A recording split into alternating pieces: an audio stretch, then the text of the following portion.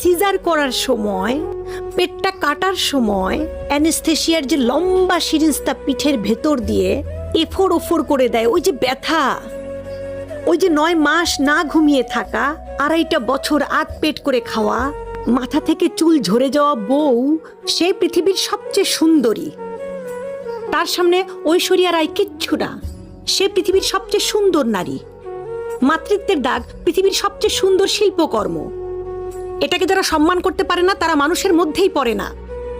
আপনার বউয়ের শরীরটা ঝুলে গেছে, আপনার বউ একটু মোটা হয়ে গেছে, আপনার বউয়ের হাঁটুতে ব্যথা কেন হয়েছে?